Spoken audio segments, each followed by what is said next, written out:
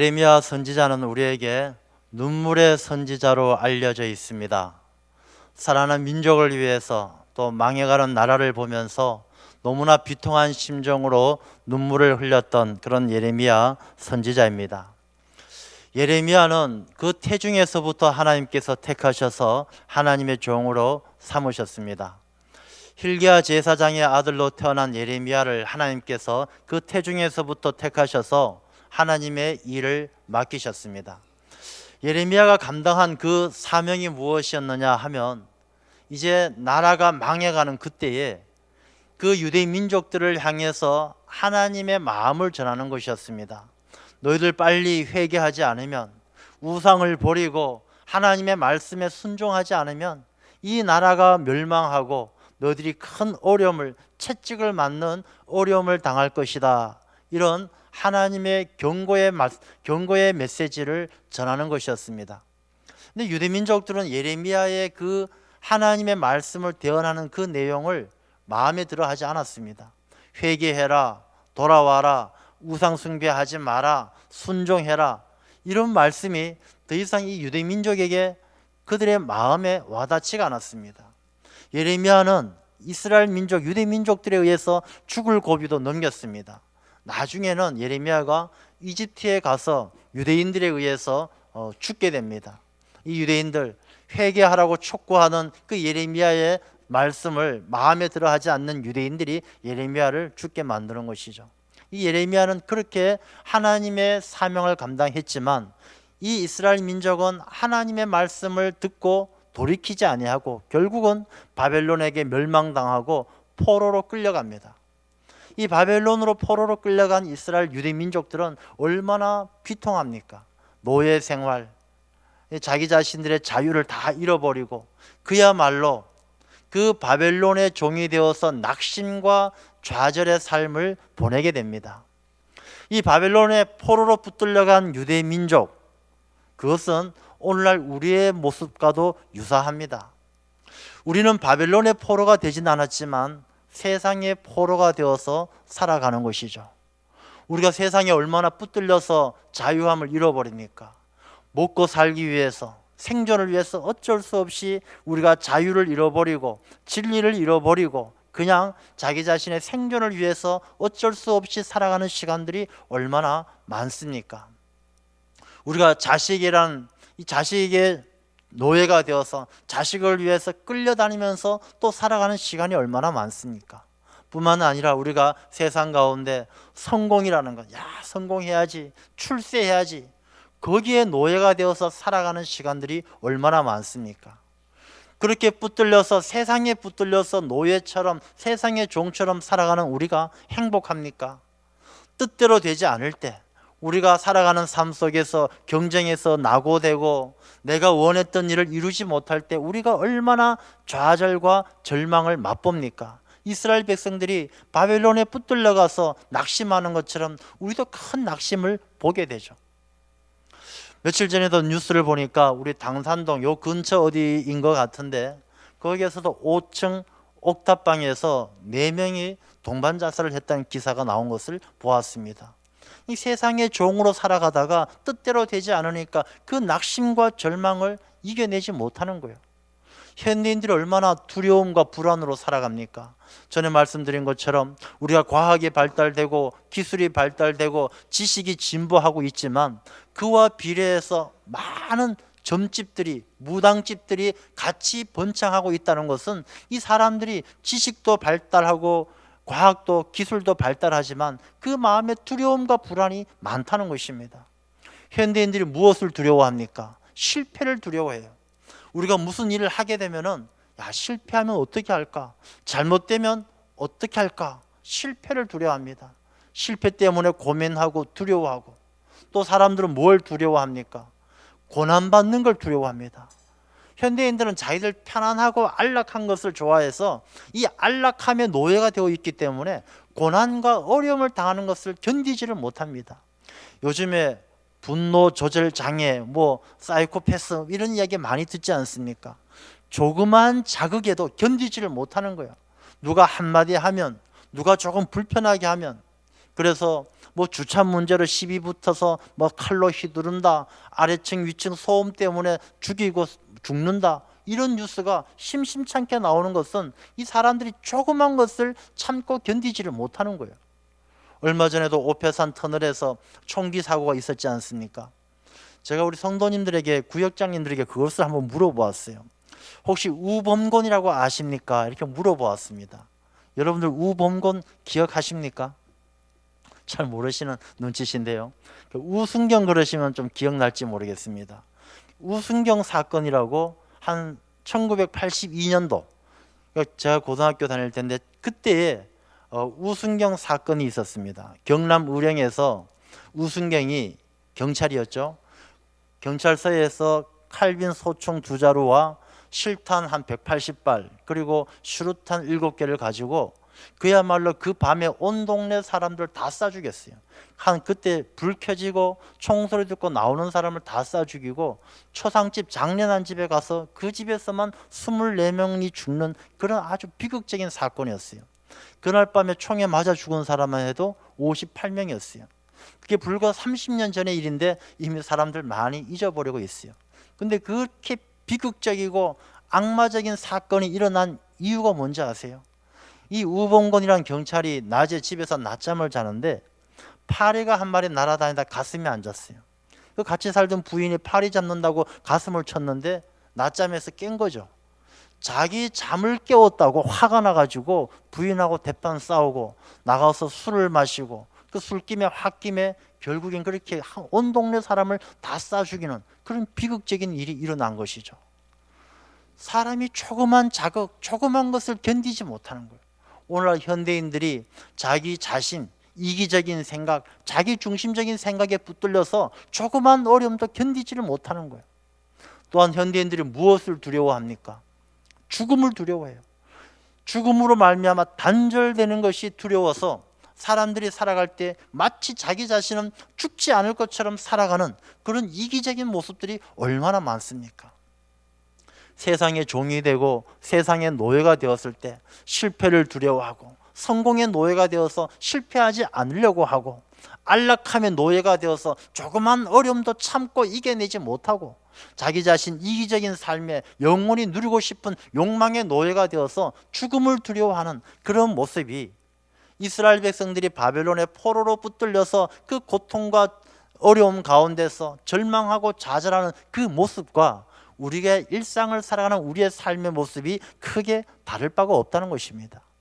그런데 그렇게 절망과 낙심 속에 살아가는 이스라엘 유대 민족에게 오늘 본문의 말씀은 예레미야를 통해서 하나님께서 11절 말씀을 보면 여호와의 말씀이니라 너희를 향한 나의 생각을 내가 아나니 평안이요 재앙이 아니니라 너희에게 미래와 희망을 주는 것이니라.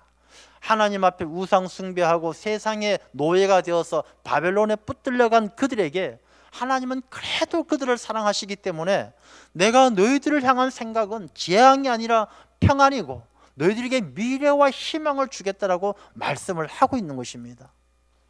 여러분, 아빠가 자기 아들이 사고를 쳐요. 매일 사고 치고 나가서 문제 일으켜요. 그럼 아버지가 화가 나죠. 이놈의 자식, 꼴도 보기 싫다. 집 나가라.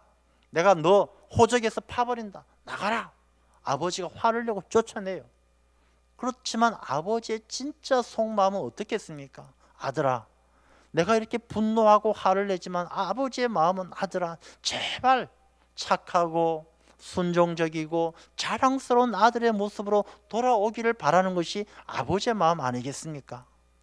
이 하나님께서도 이 우상 숭배와 세상의 노예가 된 이스라엘 백성들이 바벨론의 포로로 붙들려 갔지만 그 길로 쫄딱 망해라, 너희들 재앙을 받아라, 그게 하나님의 생각이 아니란 것입니다.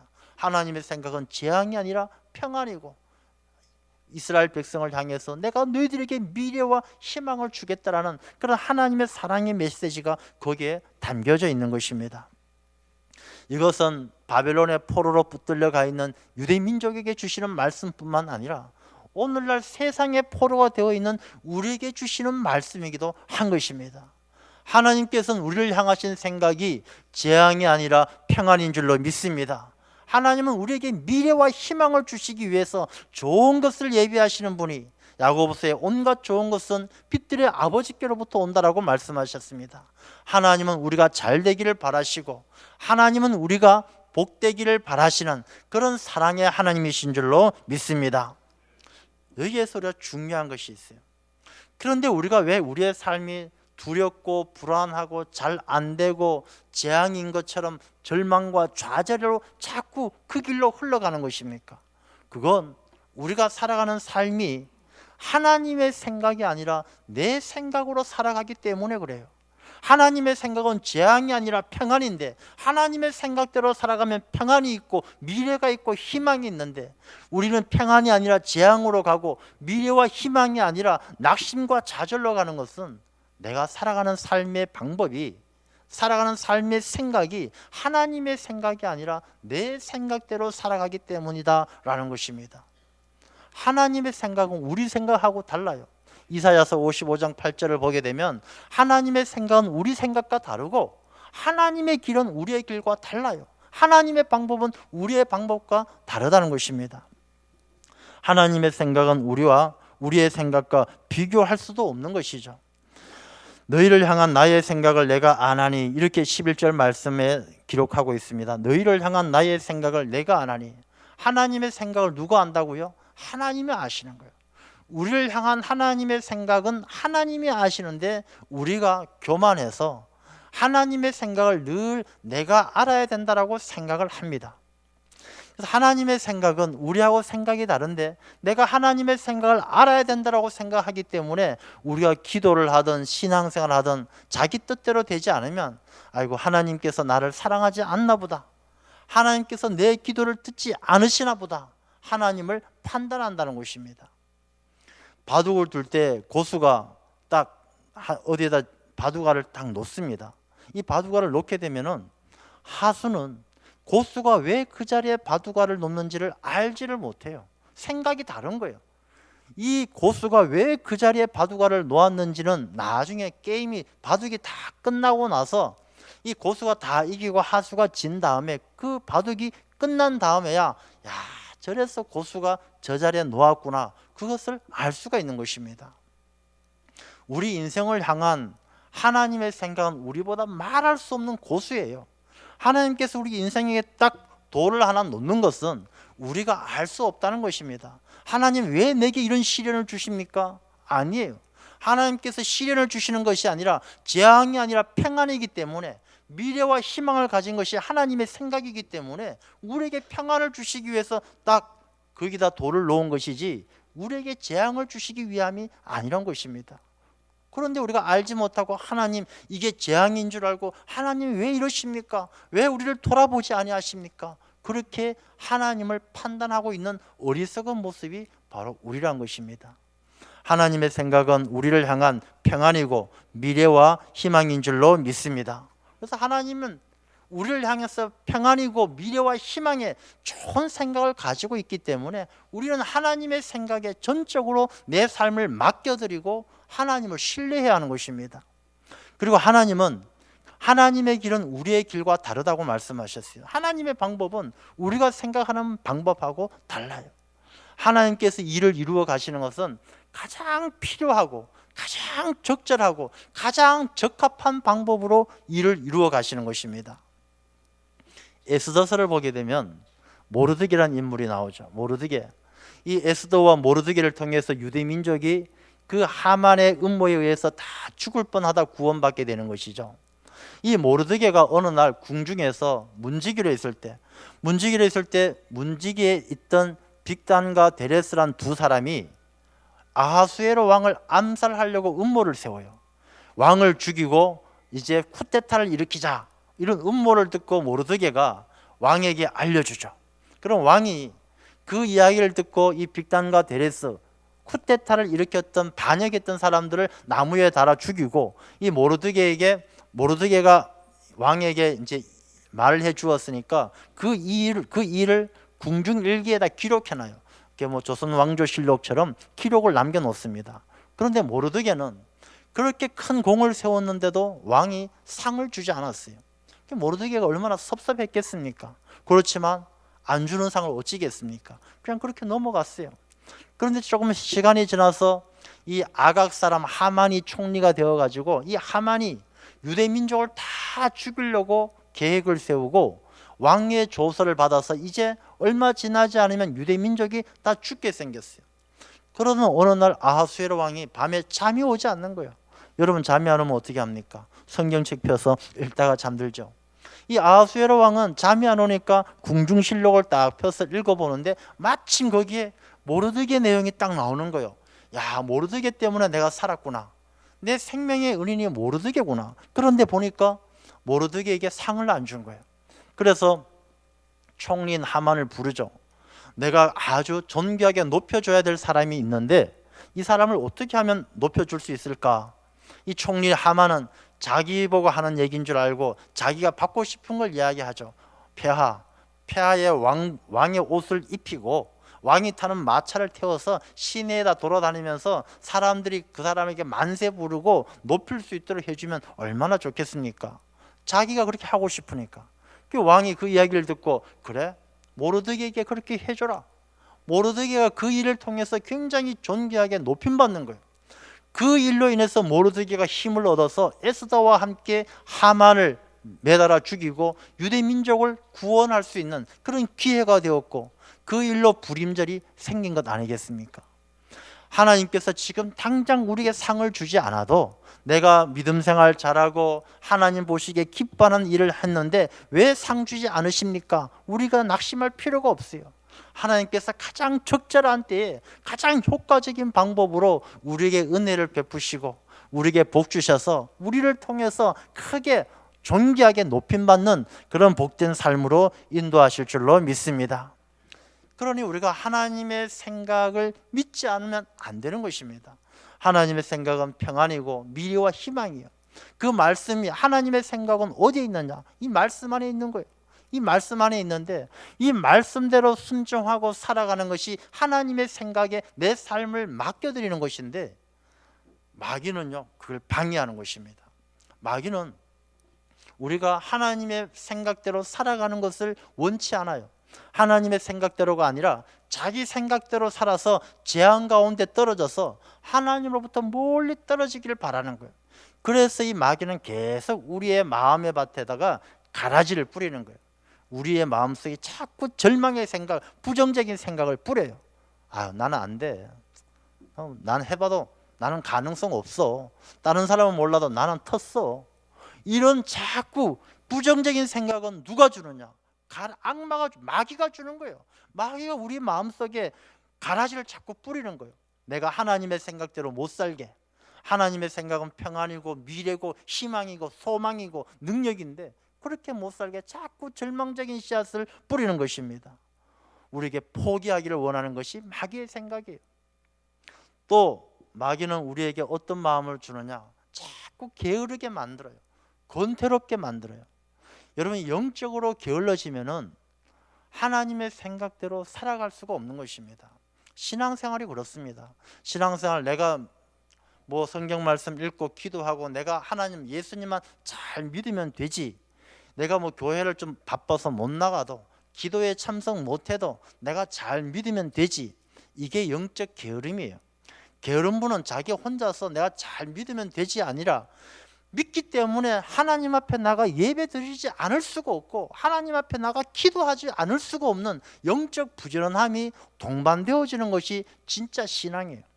내가 아무리 믿어도 내 영혼이 게을러지고 내 삶이 게을러지면은 그 사람의 삶은요 예수 그리스도 안에서 새로운 피조물로 거듭날 수가 없어요. 예수님께서 오셨을 때 바리새인들 보십시오. 제사장들, 서기관들, 그 수많은 이 바리새인들, 종교적 지도자들, 그들은 메시아가 올 것이라는 것도 알았고 예수님이 메시아일지도 모른다는 사실도 다 알았지만 예수님을 영접하기를, 메시아로 인정하기를 다 거절하는 거예요. 이유가 무엇이겠습니까? 영적으로 게으른 거예요. 예수님을 영접하고 거듭나고 하나님의 말씀대로 새롭게 살아가는 것 자체가 이게 힘든 거예요. 그들은 영적인 게으름은 뭐냐? 자기들이 지금까지 해왔던 것처럼만 해가는 거예요. 그냥 뭐 율법주의에 매여서 자기들이 기존에 가지고 있었던 이 종교적인 기득권을 지켜가면서 이때까지 해왔던 것처럼 앞으로도 그렇게만 해가면 될 것처럼 생각하는 거예요. 그런 사람들은 하나님의 생각대로 평안을 누리고 미래와 희망 있는 삶을 살 수가 없다는 것입니다. 신앙생활의 권태로움도 마찬가지입니다. 여러분, 신앙생활 하시는 분들 가운데에도 이제 이 신앙이 오래되다 보면 권태로운 거예요. 뭐 거기 있어 거기지, 기도해도 거기 있어 거기고, 예배를 드려도 거기 있어 거기고, 어제 같은 오늘이고 오늘 같은 내일이고, 이 신앙에 이런 권태로움이 찾아오고 그런 영적인 게으름이 찾아오면 하나님의 생각은 평안이지만 그런 권태로움과 영적 게으름은 결국엔 재앙에 이르게 되고 절망과 낙심에 이르게 된다는 것입니다.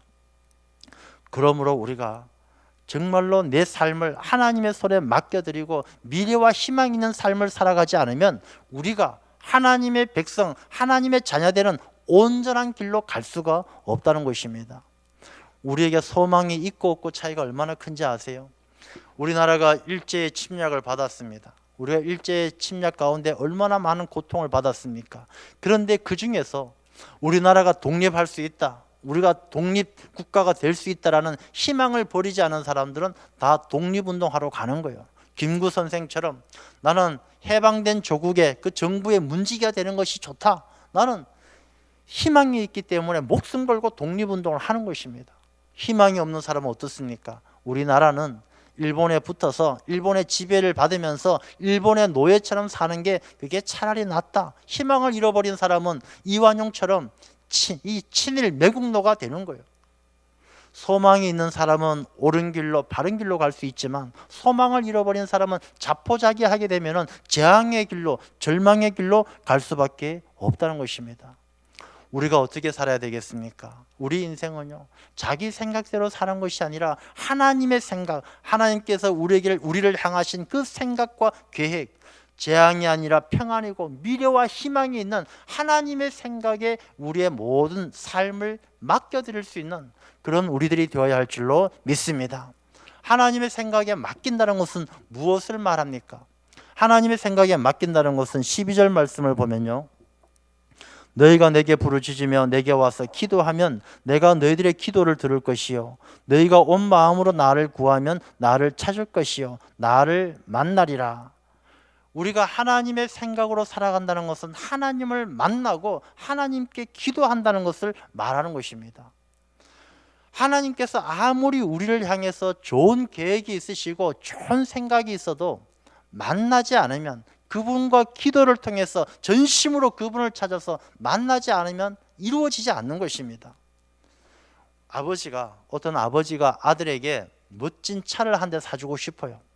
아들에게 아주 멋진 스포츠카를 하나 사주고 싶은데 도대체 이놈의 아들이 어디 있는지 연락이 안 되는 거예요. 집 나간 지는 벌써 5년째인데 어디서 살았는지 죽었는지 연락도 안 되고 전화번호도 모르고, 아버지가 아무리 멋진 스포츠카를 사주고 싶어도 아들하고 연락이 안 되면 사줄 수가 없는 거예요. 하나님께서 우리를 향해서 놀라운 계획이 있으시고 놀라운 평안이 있고 미래가 있고 희망이 있고 그 온갖 좋은 것들이 아버지께 다 있는데 도대체 이 좋은 것들을 줄 아들을 만날 수가 없더라면 어떻게 축복해 주고 어떻게 좋은 것들을 부어 주실 수가 있겠습니까? 우리가 하나님을 만나야 되는 것이고 하나님을 만나는 그것이 바로 기도다. 전심으로 하나님을 찾아서 하나님과의 인격적인 만남을 가질 때에 하나님께서는 우리에게 온갖 좋은 것들로 채워주시는 그런 은혜를 누리게 될 줄로 믿습니다. 우리가 기도하는 사람을 통해서 하나님은 그 계획을 이루어 가셔요. 우리가 금요일이면 르비딤 기도회를 하지 않습니까? 이 르비딤 기도회를 하는데 이 르비딤이 무엇입니까? 출애굽한 이스라엘 백성들이 아말렉과 싸우는 곳이잖아요. 영적 전쟁이 치열한 곳이에요. 아말렉과 싸우는데 하나님의 생각과 하나님의 계획은 딱 정해져 있어요. 이스라엘 민족이 승리하는 것입니다. 그런데 이스라엘 민족이 승리하는 것이 하나님의 계획이고 생각인데 모세가 두 손을 높이 들면 이기고 기도의 손이 내려오면 아말렉에게 지는 것입니다.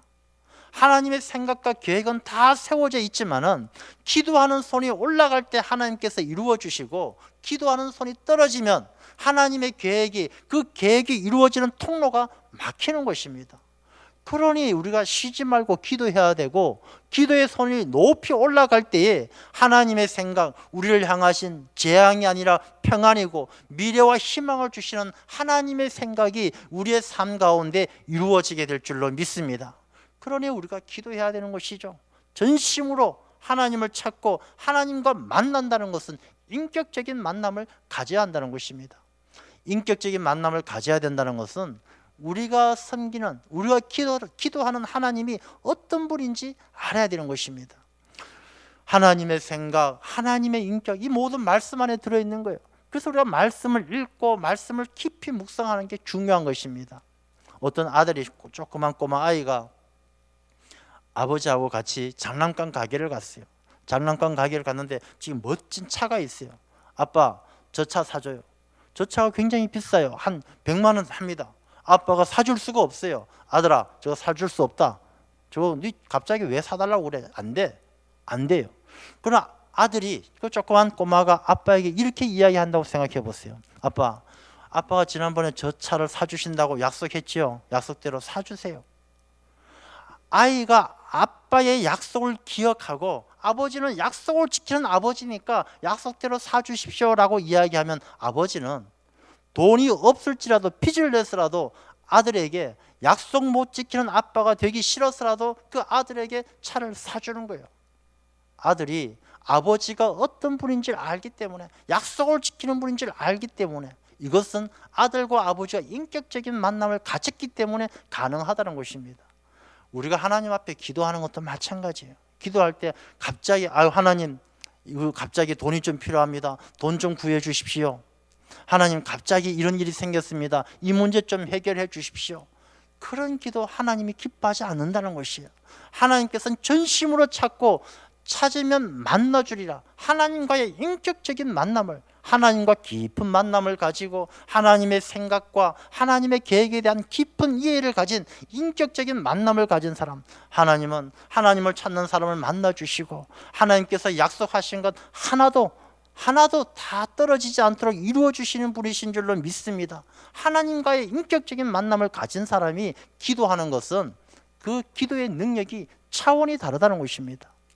그러므로 우리가 하나님을 찾을 때, 전심으로 찾을 때, 이 전심이란 것은 정말로 하나님의 말씀을 기억하고 하나님께서 찾는 자를 만나주시는 하나님, 자비와 인애를 통해서 우리의 삶을 늘 감찰하시고 돌보시는 하나님, 그 하나님을 잘 알고 기도할 때 하나님께서는 우리의 삶 가운데 하나님의 생각, 하나님의 계획으로 우리의 삶을 이끌어 가실 줄로 믿습니다. 우리가 아무리 삶이 힘들더라도요, 하나님의 손에 맡겨드리면 우리 인생이 달라지는 것입니다. 우리의 생각대로 살다가 우리가 얼마나 많이 깨어집니까? 여러분, 인생을 살아가면서 계획대로 다 됩니까? 계획이 다 깨어지고 일이 어그러지고 힘든 시간들이 얼마나 많습니까? 그러나 그 깨어지고 흐트러진 삶이지만 하나님의 손에 맡기면 달라진다는 것입니다. 우리가 이 스테인드 글라스라고 이렇게 생유리로 모자이크처럼 해서 아름답게 만드는 그런 유리가 있지 않습니까? 원래 이것이 이제 페르시아 지역에서 처음 시작된 것인데, 그 페르시아 지역에서 처음부터 생유리를 깨가지고 그렇게 만든 게 아니에요. 궁중에 아름다운 창문을 만들기 위해서 생유리를 통째로 가지고 와서 달려고 했는데 운반하는 가운데 깨진 거예요. 이 깨져서 유리가 파편이 나서 조각조각 깨어졌는데, 이걸 버리지 아니하고 그 깨어진 것을 모양을 만들어서 하나하나 붙이면서, 생유리를 붙이면서 아름다운 그런 모자이크가 나오게 된 것이죠. 마찬가지입니다. 우리 인생이요, 아무리 우리가 계획을 세우고 우리가 생각을 가지고 나아간다 할지라도 깨어지고 조각난 인생, 우리가 감당할 수 없을 때 하나님의 생각, 하나님의 뜻에 맡겨드리면요, 하나님께서 깨어진 우리 인생 가운데 흙이 묻은 것처럼 세상의 죄악이 묻은 이 세상의 죄를 다 떨쳐버리고 털어내어 주시고, 또 그 조각조각난 그 인생 가운데 예수 그리스도의 보혈로 하나하나 붙여주셔서 깨어지기 이전보다 더 아름다운 우리 인생으로 만들어주시는 분이 바로 하나님이신 줄로 믿습니다. 그리고 우리가 깨어졌다고, 상처 입었다고, 문제가 생겼다고, 다툼이 있었다고 낙심할 것 아니란 것입니다. 다툼이 있거나 낙심이 되거나 절망이 있어서 관계가 깨어지고 미워하고 다 내 삶이 파편처럼 흩어졌다 할지라도 지금이라도 하나님의 생각에, 하나님의 계획에 내 삶을 다 맡겨드리면 재앙이 아니라 평안이신 것처럼 우리의 삶을 아름답게 하나하나 맞추어 주셔서 우리의 삶을 하나님 보시기에 아름다운 삶으로 이끌어 주실 줄로 믿습니다. 우리가 그런 삶으로 나아가기 위해선 우리의 삶을 겸손하게 하나님의 손에 맡겨드려야 되는 것입니다. 오늘 이 본문의 말씀은요, 14절 말씀에 보면 이것은 여호와의 말씀이니라. 나는 너희들을 만날 것이며 너희를 포로된 중에서 다시 돌아오게 하되, 우리를 포로된, 세상의 포로에서 우리를 불러주시는 하나님의 음성이에요. 세상에서 포로되어져서 두려워하고 불안하고 재앙 가운데 살아갈 것이 아니라 우리가 이 시간 하나님의 생각, 하나님의 계획이 이 말씀 안에 다 들어있음을 고백하면서 이 말씀을 통해서 우리가 하나님을 만나고 기도를 통해서 전심으로 하나님을 찾아 하나님을 만나게 되면은 하나님께서 우리 깨어진 인생이지만 더 아름답게 세상의 포로에서 회복되어져서 더 멋지게 하나님의 영광을 드러내는 그런 삶으로 인도해 주실 줄로 믿습니다. 하나님의 계획과 하나님의 생각에 우리의 삶을 송두리째 맡겨드릴 수 있는 그런 우리들의 삶이 되시기를 간절히 축원합니다. 기도하겠습니다. 아버지 하나님, 이 세상을 살아가면서 우리가 연약한지라 세상의 포로가 되어 두려움과 불안으로 살아가는 시간들이 많습니다. 아버지 하나님, 우리의 계획이 깨어지고 우리의 생각이 깨어지는 시간들, 너무나 고통스러운 시간들도 많이 있습니다. 그러나 하나님의 생각은 재앙이 아니라 평안이요 미래요 희망이라 말씀하셨습니다. 이제 우리가 나의 생각, 나의 계획이 아니라 하나님의 생각, 하나님의 계획에 우리의 모든 삶을 맡겨드리며 평안이요 미래요 희망이 되는 하나님의 인도하심을 따라 겸손하게 순종하며 하나님의 뜻을 이루어가는 저희들의 삶이 되게 인도하여 주시옵소서. 예수님 이름으로 기도드리옵나이다. 아멘.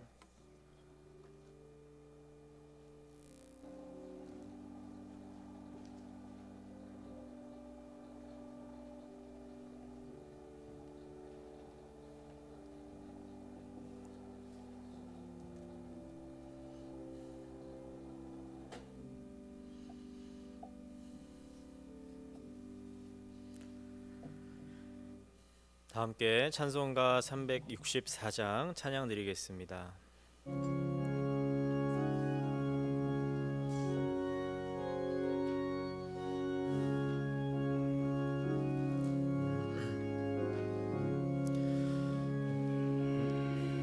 하는 그 시간 그때가 가장 즐겁다.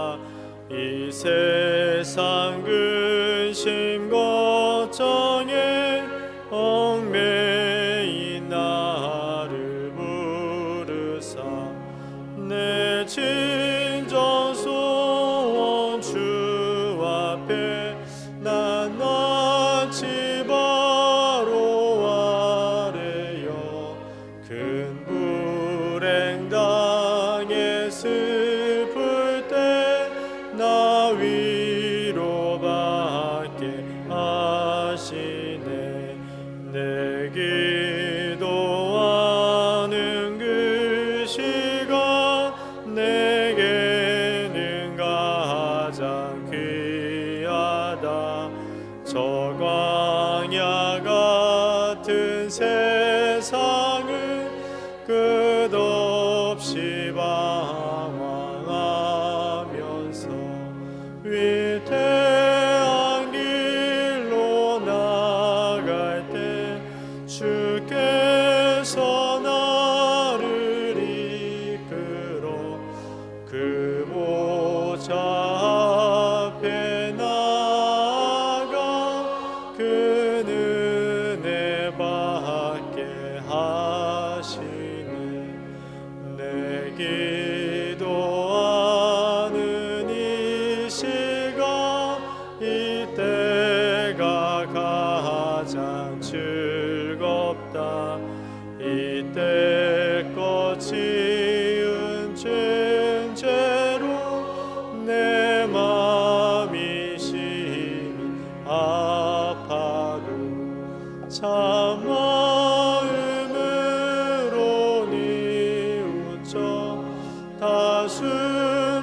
숨김없이 아뢰며 주 나를 위해 복 주사 새 은혜 부어 주시네 내 기도하는 그 시간 그때가 가장